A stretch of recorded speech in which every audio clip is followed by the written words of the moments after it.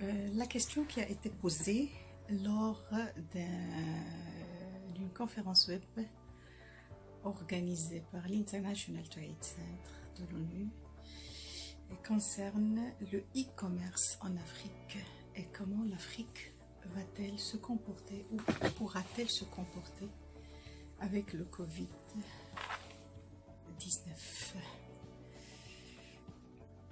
De par mon expérience en Afrique, j'interviens en Afrique depuis 2006 en tant que consultante formatrice internationale dans différents domaines, notamment les domaines liés au commerce international, au management aussi intégré, qualité, sécurité, environnement, et en spécialiste en compétitivité internationale des petites et moyennes entreprises. De par mon expérience, je peux dire que cette pandémie est une opportunité pour développer le e-commerce entre l'Afrique et entre les différents pays de l'Afrique. Pourquoi c'est une opportunité? C'est une opportunité dans le sens où il y a des potentialités. Il y a des potentialités dans différents pays de l'Afrique. Et ces potentialités sont diversifiées d'un pays à un autre. D'où il faut saisir cette opportunité pour pouvoir resserrer les liens entre les pays de l'Afrique et pour pouvoir aussi repositionner régionalement chaque pays afin de donner une dimension régionale à pratiquement au e-commerce au sein de l'Afrique. Et là, je pars d'un principe très important, c'est que l'Afrique, il ne faut pas la considérer comme, c'est-à-dire un phénomène de mode. Nous sommes des Marocains, nous avons conquis l'Afrique, nous développons l'Afrique. N'oubliez pas, nous sommes un pays qui est entre la Méditerranée, l'Europe et l'Afrique, et nous disposons de plusieurs avantages compétitifs qui nous vont nous permettre de développer, de jouer le rôle même de hub africain. Donc, mais tout de même, ce qu'il faut faire au début,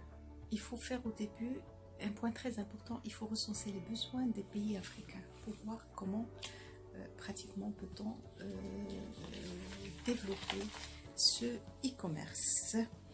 Autre chose, il faut que la digitalisation soit bien étudiée et bien faite, parce que je sais que dans différents pays de l'Afrique, il y a un problème de fond en matière des réseaux de télécommunications.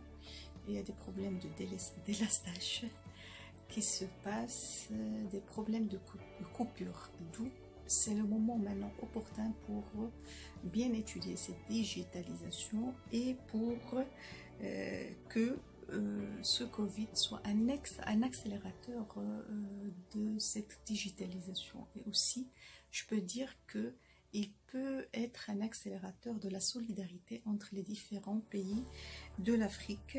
Et là, je pense, de par ma diplomation ou mon métier d'experte en compétitivité internationale dans une entreprise, je pense au développement des coopératives, au développement des associations, notamment dans le domaine agricole, et à la création d'une chaîne de valeur au sein des pays de l'Afrique.